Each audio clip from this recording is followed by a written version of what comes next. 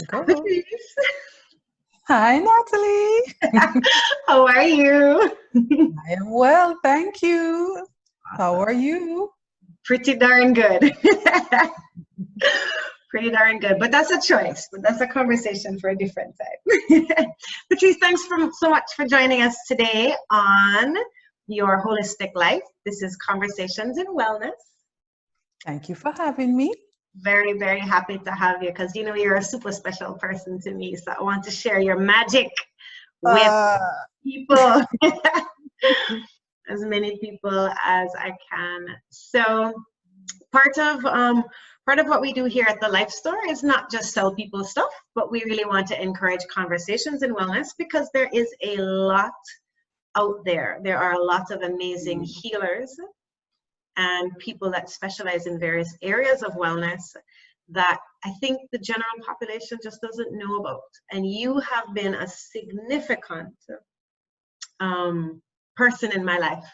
And we met quite by, you know, just run-of-the-mill odd conversation with someone, and we can get into how we met, but you're a transformation therapist. And you know, when you said that to me just a while ago, I was like, yeah, because you do a lot of things. You do a lot of different, I guess you would call them modalities. You have quite a few modalities, but you really do transform. So yeah, I think that's a great kind of wrap up title. But tell us a little bit about you. Who is Patrice Dwyer? Patrice Dwyer is a woman who wears many hats. Someone whose journey hasn't been the most straightforward journey to where I am right now. And so I do understand about transformation and transformation in various ways. But when I started out this life, the work life, I thought I was going to be a businesswoman. And well, I am, but, you know, in a different form. I had an idea of learning about international business, went to university that's where I want to go. Got into management studies, various things. And pretty much after I graduated from university, I had issues with asthma, and it started to play up. And it was all stress related, work stress, you know, that type of thing. And I remembered years before, when I was like 16 years old, I'd come across this book when I went away in Barnes and Noble on reflexology. And I used to play around with it. I would play around with it, you know, try things on myself, that kind of thing. But I never really thought that there was even anybody in Jamaica who did anything like that. So when I was going through that stressful period, one evening I turned on the television, and there was a woman on a program here in Jamaica talking about reflexology. And I was like, oh my gosh. So I sought her out, went to see her, and long story short, she after the conversation, she said to me, you know, Patrice, you sound like somebody who'd really have an interest in learning how to do this kind of stuff. I was like, yeah, I do. And she gave me the number. I had it in my bag, walked around with it for months, and decided to quit my job because I was like, this is too much stress. I'm too young for this. And was cleaning up my bag one day, and the number fell out. And I was like, oh, Divine call. And I did. And so that started my journey to self, really, I would say, because all of the things that I've done, the various modalities, it's not just about the people that I work with or the people that I help to transform their lives, but my life has been transformed in the process. So I started on a journey with reflexology. I was in a master's program at the time, and I quit that, and I started on a journey with massage therapy and Reiki, and then ultimately lymphedema therapy, became a cancer coach. So many things. So here we are. So many things. So many things. Right. And, you know, it's interesting that most people that are in a healing profession tend to start out with looking for something for themselves. And we tend to get better as we help others grow and as we help others improve. It's sort of a common thread among many healers that I speak with. So before we get into the various modalities, because I want to dive into like what is reflexology and what is Reiki and what is lymphedema and all that stuff. But you know, you can't dismiss the coincidences in life, and there are no coincidences in life. I don't believe, like, people come in and out of your life at the exact moment that you need them. And I also believe that firmly that you are exactly where you are supposed to be. And that's not to encourage complacency in people, but it's Right. to calm anxiety that you are where you are for a reason, and you will be somewhere else when the reason is to take you somewhere else, you know. And when we can relax into that, it sort of clears a lot of the stress and the fog and the anxiety that we bring to each other. But you and I met quite by buck-ups. I was having surgery. My doctor after surgery said, yeah, man, you need a little massage. And I'm like, what's a little massage? I had a scar fixed. I had a horrible C-section scar that was the flesh was just kind of falling over, and it was just the scar tissue, and it was bothering me because no matter how I exercise, that was just like dead flesh as far as I was concerned. So went to Doc tidied it up, and he said, go for like a massage. So I called my massage therapist. I'm like, the doc said I must go for like a massage. You can do this? She says, no. That's a special kind of massage. You need lymphatic drainage massage. Now, I think I'm a pretty well knowledgeable, like I know kind of what, I've never heard about lymphatic drainage in my life. So that's how we met. And slowly it took me through the lymphatic drainage. And before I know it, you were rubbing out the cold feet that are dead from sitting, and the reflexology, and you rub the foot and the shoulder feel better. And I'm like, hold on, how that work? And then you took me on a magical journey that we'll talk about down the road a little bit more when we kind of ease people into it. But you've taken me on a magical journey. And I mean, to what extent it's your influence and your impact. But when I started this with you in May, June, somewhere around there? June. I have come into an amazing amount of personal power and confidence, and just like, and I contribute a lot of it to the energy work that we've been doing. You know, so I thank you. And let's start with the real simple stuff. What is reflexology?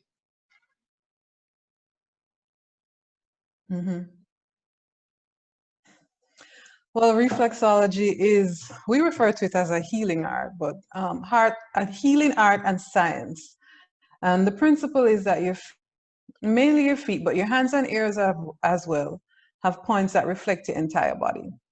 And so as you stimulate those points, you can basically cause change in the body, you know, assist the body to heal itself, which is really what we're doing in all of these modalities. The body is designed to work for you. It is always working for you. And so reflexology just helps to, say, remove some of the barriers, the blockages, toxic buildup, you know, things that impact your nerve supply, those things, to just kind of assist your body to heal itself. So it works mainly through the nervous system. And most people don't realize that each foot has over 7,200 nerve endings. So as we work to stimulate those nerve endings, you find change in the body. And it's always amazing because people will say, you know, you touch something, you know, and people feel it in the related area in the body, and they're like, what is that? You know, when you tell them, they're like, I don't understand. It's only body's connected. It is. And so it helps to improve circulation, nerve supply, and not just regular blood circulation, but lymphatic circulation, which we'll get into as well. All right. You know, to relieve stress and tension, to put you back in what's called that parasympathetic mode, rest and repair mode, which is where we all need to be for our bodies to heal. Yes. Yeah, it's amazing. Like, it is not without a little bit of pain sometimes, depending on what's going on. Sometimes well, like I say, it depends on what you present to me with. Right. So, because I know there was like that. There was that one time where I was kind of feeling like I was getting a little bit of a cold or something, and you touched a spot and it was painful, and you were working in that zone for a while. I think you said it was my it must have been area for lymph nodes. Something like that, yeah. Yeah, the drainage. No, poison center? You said it was like a poison point. Oh, yes. Poison point. And after you work through it, I never got sick. Like it was, so I do fall asleep quite a bit because it is relaxing. It is, and it's also a part of, or could be used as part of a preventive care regime. So, I mean, you spoke about, okay, me working that area and you feeling better. Oftentimes, one of the benefits of me seeing people often is that I can pick up on when there are changes in the body. And sometimes I'll feel something and I'll say to somebody, have you been having any issues with your eyes or your ears or what have you? And they'll be like, oh, no. And within a couple of days, they're like, oh my God, I'm having this ear infection, I'm having this. So sometimes things show up before, and I point out that, as reflexologists, we are not trained to diagnose illnesses, but the body does tell us a lot about who we're working with. Yep. So reflexology is these points. You're doing work on these points on the foot, because all the nerves in the body end up in the foot, and when you stimulate that nerve, you can create a healing response. Is that kind of it? Correct. That's correct. And it feels great. It feels great. And then in talking about the reflexology, you mentioned lymphatic drainage. And that's the reason that I came to you, because I had surgery. And I know that you do lymphatic drainage for people who have been through cancer surgeries or who are experiencing, going through a cancer treatment process. Tell us a little bit about what is our lymph, what is lymphedema, what is lymphatic drainage? Like expand on that whole world for us.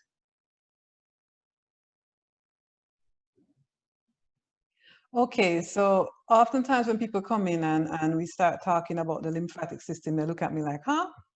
I mean, most people would have heard of somewhere along the line your immune system, and especially now during COVID time, you will hear people talking about, the things you need to do to boost your immune system or your immune defense. Now, the lymphatic system is a critical part of that. In fact, it goes hand in hand with your immune system. And you'll see some books refer to your immune lymphatic system. But it is a system of circulation, right? And in that system, many things take place, but you have vessels throughout your body, just like how you would have veins and arteries throughout your body. Lymphatic vessels are there. And there are some critical areas in the system, like what most of us in Jamaica call wax and canal, lymph nodes. They'll talk about, oh boy, I was feeling sick and I get a little wax and canal here, or, in my groin or whatever. And what that is a lymph node that's swollen, right? So the lymph nodes are located at strategic points in the body. And wherever they're placed, they assist with drainage for certain areas. So for example, lymph nodes in the neck, this region, help to drain the head and neck. Under your arm, help to drain your arm. Certain parts of, your trunk area and so forth. And the lymph nodes in your groin, draining your legs and so forth. So it's a system of transportation, yes. And what is it transporting? It is transporting what we call lymph, which is made up of cell fragments, fat, protein, white blood cells, various things. It is the sewage system of your body, right? Basically, that's what it is. And so in that fluid, as your body cleanses itself, the toxins and stuff are in that fluid, right? And it moves along. It ultimately reconnects with your regular circulatory system. The challenge, though, is that your body, for the lymphatic fluid to move, you need to move, right? Movement is important. Muscle pump is important, because those vessels don't have any assistance to push anything along. The muscle pump movement is what does it. Not like the arteries, that has its own muscular type walls that will. The lymphatics don't have that, so it needs support to move it along. So generally, certain exercises, bouncing, rebounding, those things help. Skipping, bouncing, that type of movement. Swimming is also quite good. Swimming is good because that wave-like movement when you're in the water, is mimicking that wave-like movement, massaging like the vessels and, you know, that type of thing. So why is it important that my lymph move? Like, what happens if it gets stuck? Like, what? If it gets stuck, you may notice certain things. For example, your skin may look different. You know, some people talk about cellulite and certain things under the skin. Also, if it's not flowing, like I said, it's like stagnant water. So for example, for a condition like lymphedema, where it's not flowing because an insufficiency was created either by the removal of the same lymph nodes that help with drainage, or injury or something to an area that causes that, the fluid can continue to just pool in the area. So think about if you were outside your house, you had some sewage water pooling outside for a long period. Not a good look, is it? No. So aside from having swelling, you could have, you're more prone to infection. So like people with lymphedema are prone to infection.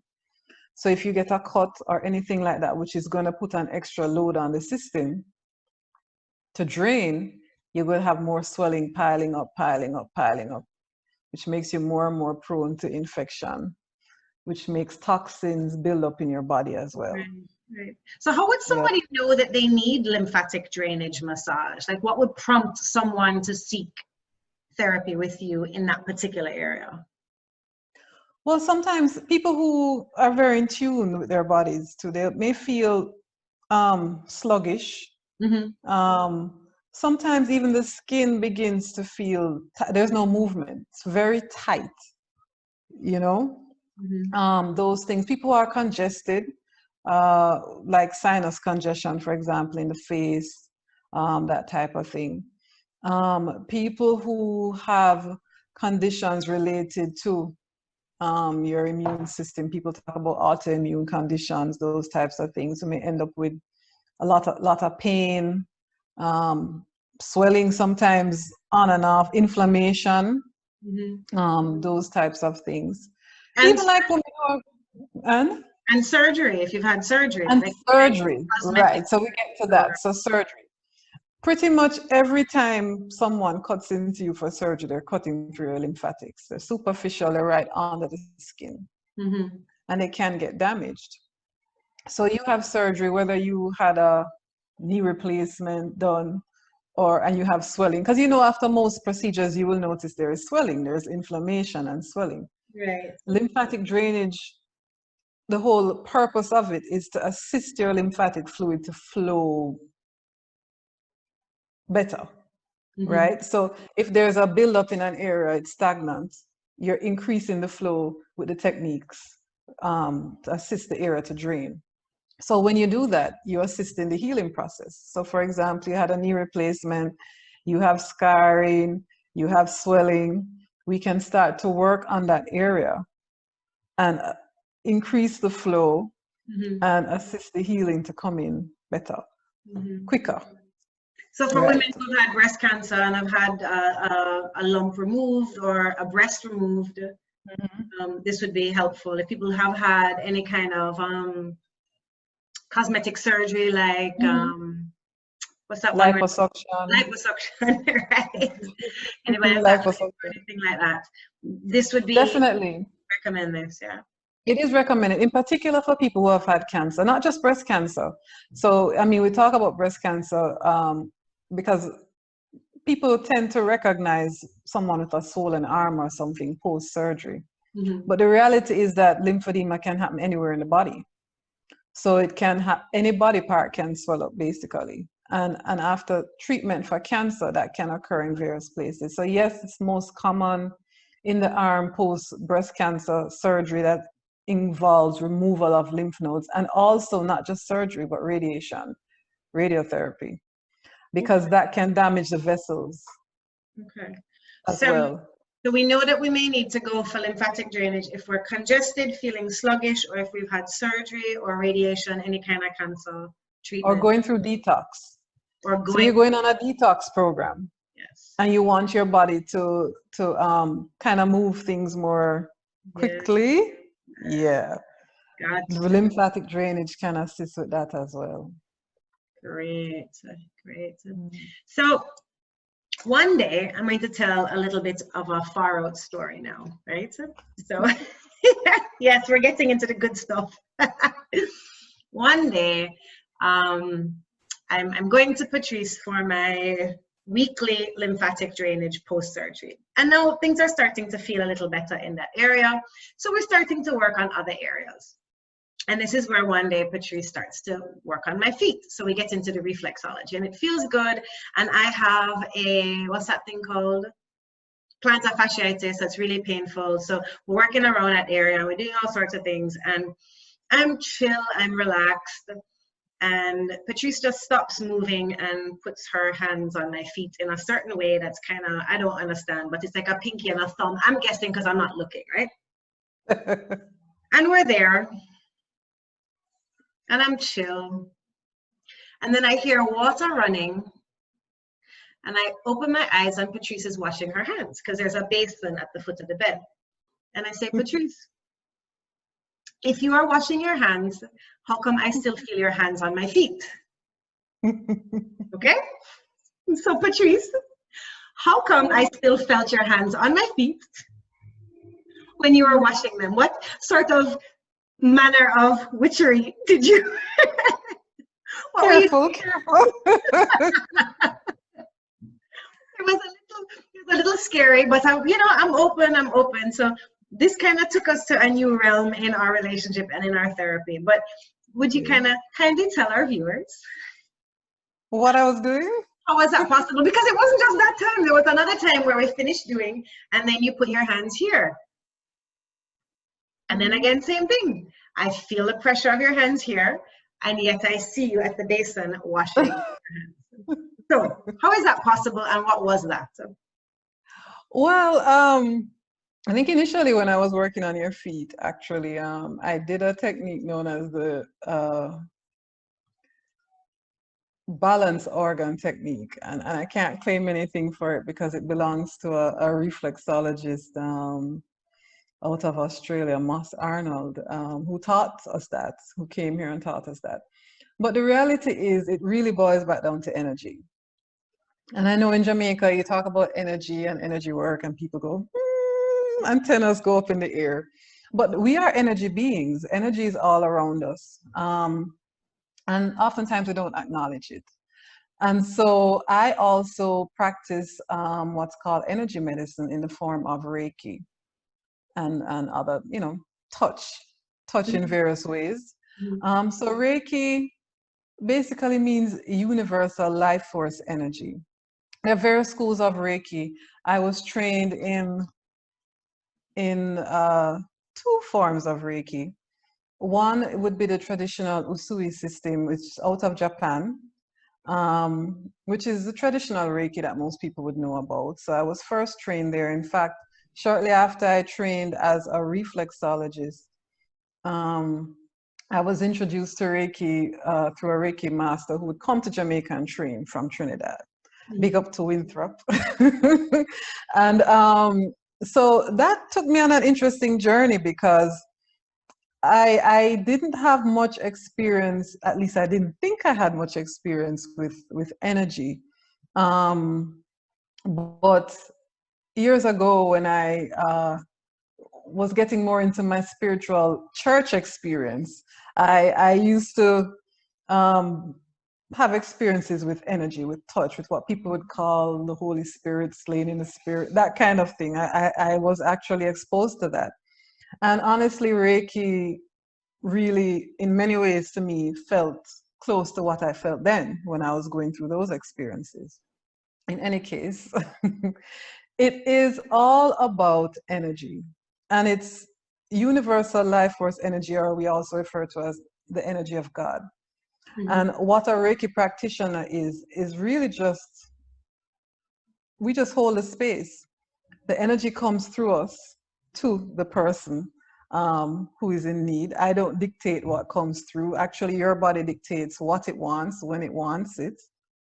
And so I know for a lot of people, it's kind of weird to process, what's that about? What you mean? And, For most people, they may feel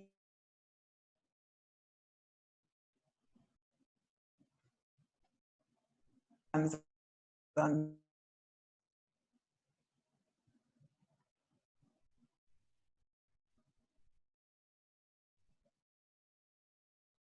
All right, so we temporarily lost a little bit of internet connection there. The weird world. So if you can just rewind a little bit, Patrice, and even if you carry us back prior to just, you know, let's go back to where we were before. Yeah, I was pretty much saying that Reiki, when people receive Reiki, it can feel like various things. You know, it can feel like my hands get warm or they may get cold. Just depends on what your body is calling or asking for.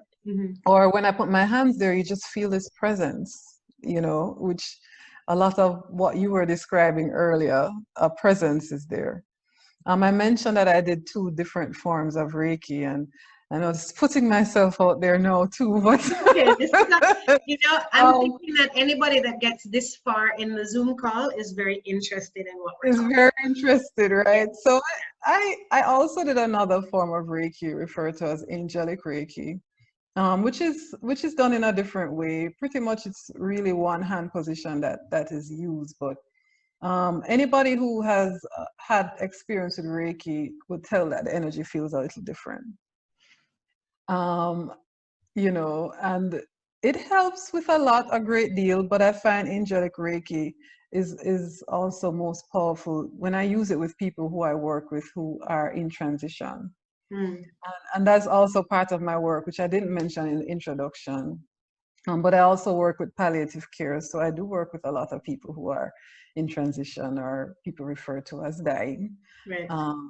So that is also part of my experience. But energy is something that we shouldn't be afraid of because it's there. If you've ever walked into a room where there was an argument before and you didn't know it, you know when you walk into that room. Yeah. You feel a presence in that room and you're just like, what is that? Yeah. Up. Or likewise, you could have been in the room in the argument and somebody walks in and that person always comes in bubbling over with joy and they walk into the room, what's up? And immediately everything shifts. Yeah. It's energy. One of the things when I was learning reflexology, which was interesting, was they you know, taught us how to work on a phantom leg.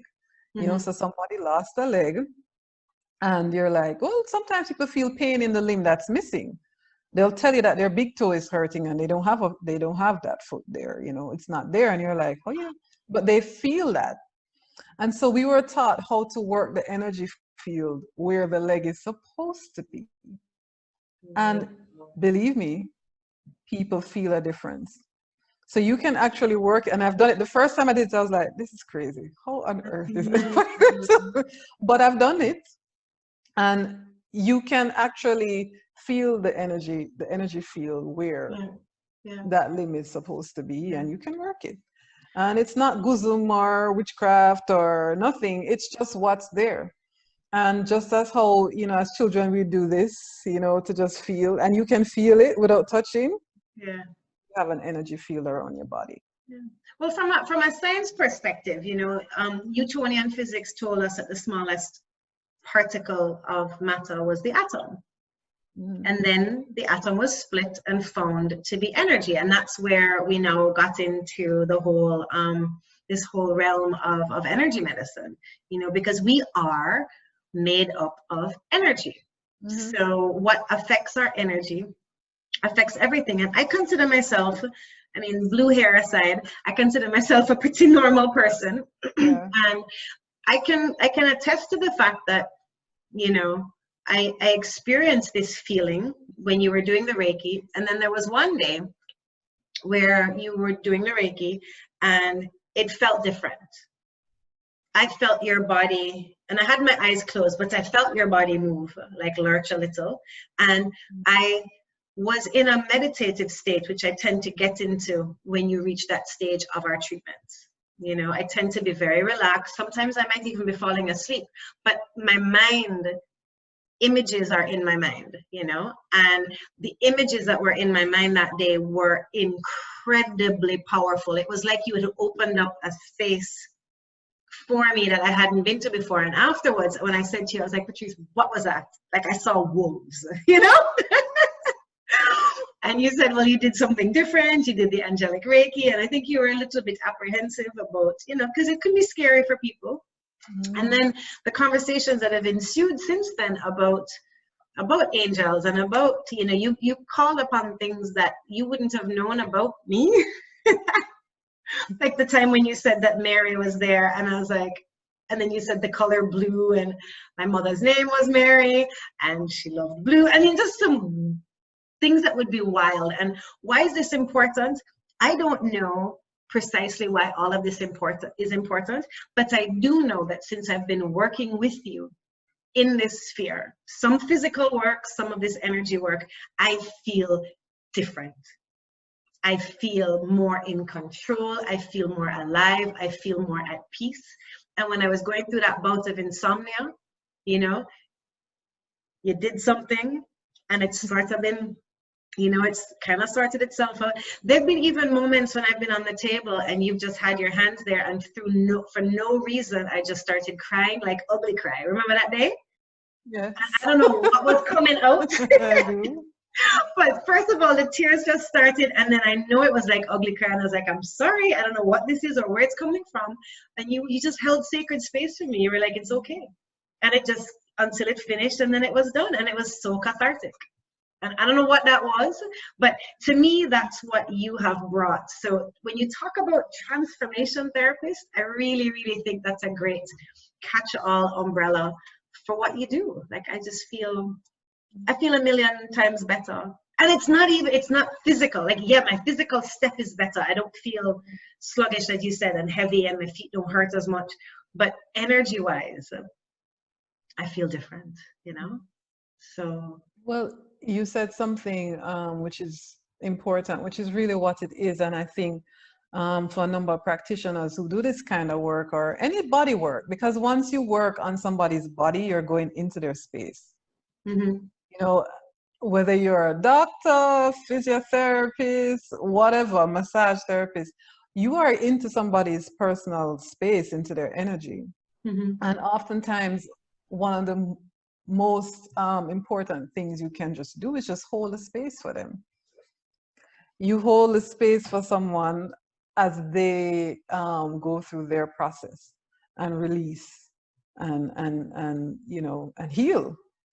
So that's a lot of what it is with Reiki. It's holding that space and, you know, allowing you to be as vulnerable as you need to be to release whatever it is that you need to release for your healing to take place. And that healing is across the board, you know, emotional, mental, physical, mm-hmm. spiritual, mm-hmm. you know, and that's critical for me.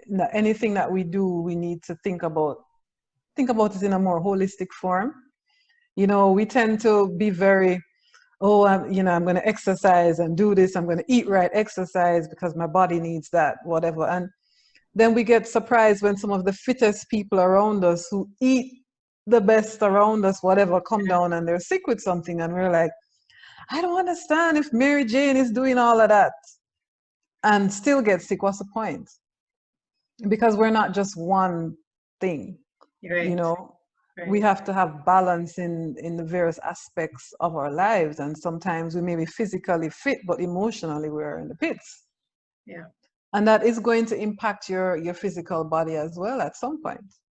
You know, absolutely. Because your emotional state makes neurotransmitters or triggers the making of neurotransmitters, and those neurotransmitters bathe every cell. So you can literally worry yourself sick. You definitely can. Yeah. I've seen it. I've seen it too. I've seen it too. So for a very God-fearing person who is, you know, very much into the church, none of this is contradictory to any religious teachings or anything. I mean, this is not a religious practice. This is just energy, right? So people don't have to be afraid of Reiki. No, they don't. I mean, over the years, I've had several conversations with people about it, and you also have to respect people's beliefs and you know what they want and what they don't want. You know, Right. and I've had people say to me, "Okay, if you're gonna give me that reflexology, I'm not getting any of that Reiki stuff, right?" And I'm, you know, and I'm like, well, you know, because for me, um. And I tell people, your body will take what it needs. You know, it will take if there's energy to be had, it will take it. I've been in places where you sit and you hold people's hands and whoosh, you feel the energy moving Mm-hmm. towards them, and I'd be like, oh gosh, and did you Yeah. have a headache or something? How did you know? I said, yeah. You know, So I but can it's come to you for straight up lymphatic drainage. I can come to you for straight up reflexology, and we don't have to enter the Reiki sphere. no, you don't have to enter that realm at Okay. all if you don't want to. I Okay. mean, like I said, I wear many hats. Right. Some people come to me for cancer coaching, and we sit and we talk. There are various things that we do. We talk about nutrition, you know, we Mm-hmm. talk about the journey forward. I'm also a patient navigator. Most people have never heard of that, but the role of a navigator is basically to remove barriers to quality care, healthcare. Mm-hmm. So that could mean me, you know, directing you to certain people, places, you know, things that you need. Also helping you to recognize what some of those barriers are, why you're not going to access care. It Right. started mainly with cancer care, in particular breast cancer, to kind of figure out why some people weren't accessing care. And I still see it today. And we often think it's always because they don't have any money. Sometimes that's the case, but that's not generally often the case. There's so many different things, from financial to same emotional, Yes. social. There are various things why people don't access care. Sometimes just a fear of the system itself, you know, they don't access care. Yeah. And there's just straight up lack of knowledge, right? Some people That's just it. don't know. Poor health literacy, it's a big, big, big, big thing in this country and others. We don't know a lot about our bodies. We don't understand it. You go to school, not many people went past a basic stage of maybe integrated science or whatever it was called then. I don't know what they're calling it now, you Right. know, but I mean, biology and stuff. A lot of people, most of us didn't really have a clear understanding of those things. And, you And know, things are still evolving anyways. I and mean, new things are fields are evolving. developing and So it's a passion of mine to help people to understand that, you know, you are your greatest health advocate. You are that person who can speak up for you better than anybody else because you live in your body, right? So when you go and sit in front of a doctor or somebody like me or somebody like you, it's important for you to have a clear understanding what's going on inside of me. mm-hmm. You know, because I need to explain to you what I'm, you know, I'm feeling this or I'm not feeling that, you know. So that's kind of what I do in my navigation hats as well. And part of what my aim is with my new venture, Yeah. to just kind of get people to be more aware of the system that's Mm-hmm. supposed to be there to support us for healthcare, to be more aware of ourselves, and to be in touch and in tune with what's going on. You know, if I know I need to get stuff for holistic care, for example, there's a life store, yes. Right. But if I need to, you know, I need a wig or something, or I've lost my hair with chemotherapy, where can I go? You know, I can direct you to where you can go for that, so almost just like a linkage person, you know. Yeah. The Well, thing you is, know what? We all can't do like we can't do things alone. Like it's a no. network is so important, and a network of professionals who Hmm. care and are on who are on a similar mission, and you know feel comfortable referring within the network or within you know to other people. You know our clients, our patients, they just become better because they have greater access to what they need. Like sometimes you don't know the You don't know questions what to you ask even, you know, and you don't know where to go and you don't know what to expect. And God bless the doctors, but they can't do it all, you know. They do no, their they can't. They and can't. They can't. And if you don't ask, I mean, we have a culture here in Jamaica. People don't like to ask questions. Yeah. Sometimes I beg people to ask me questions. You don't want to know where I was trained? Hey, you know, you don't want to know that I actually know what I'm about to do to you. Right. They don't ask because we were taught, like, if you ask questions, either you're stupid or you're rude. You're rude, or you shouldn't question the professional because you don't know. Right. But you do have a right to question. One of the things I do with people is help them to prepare a list of questions to ask their doctor. Because if you come to me and I ask you about your diagnosis and you're looking up in the sky, you can't answer me, you're not sure. I'm like, well, didn't you just come from an appointment? Okay, here are the questions that you need to ask. Yeah. Okay, and then if you're not clear and when you go, you're not comfortable, get somebody to come with you. Yep. I've sat in with people at appointments. Yep. You just take notes. You just, whatever the rule is that they allow you to have in an appointment with them. You know, so there's just various things that Patrice, you're a God-blessed woman on an amazing path, and I'm blessed to have you in my life. I appreciate you. And I hope that the folks that have watched this so far, you know, see and understand a little bit more about the role that you can play. Interesting to know that you even take things all the way up to palliative care. I didn't know that. I do. That's good to know, because that's a really difficult time for a lot of people. It is, and it is a time when people often just don't know what they want or what they need. What they want. Or also what services or which services are available to assist them during that period. Yeah. There are a lot. I didn't even know up until recently that was a thing, you know. It is a thing, and it's a very important thing. Yeah. You know, unless you've been on that journey with someone, you don't understand the value of having proper support. Yeah. So, yeah. Keep doing what you're doing, lady. So how can people find you? How can people find you? What's your Instagram? Oh, goodness. On Instagram, I am at patricetransformsja. Okay. And I am at Navigating Health Services. Okay. Okay. And then on the website, patricetransformsja.com. And you can also check out my Navigating Health Services page on Facebook. Lots of useful information there. We have our YouTube channel too, where we so far have episodes of Moving Beyond Pink, which is a program created to support people who have been affected by and live with breast cancer.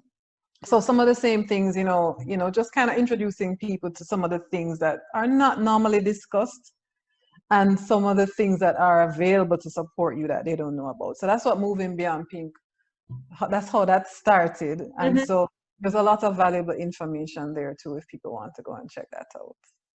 You're awesome. And if you just want a nice foot rub. If you just want a love.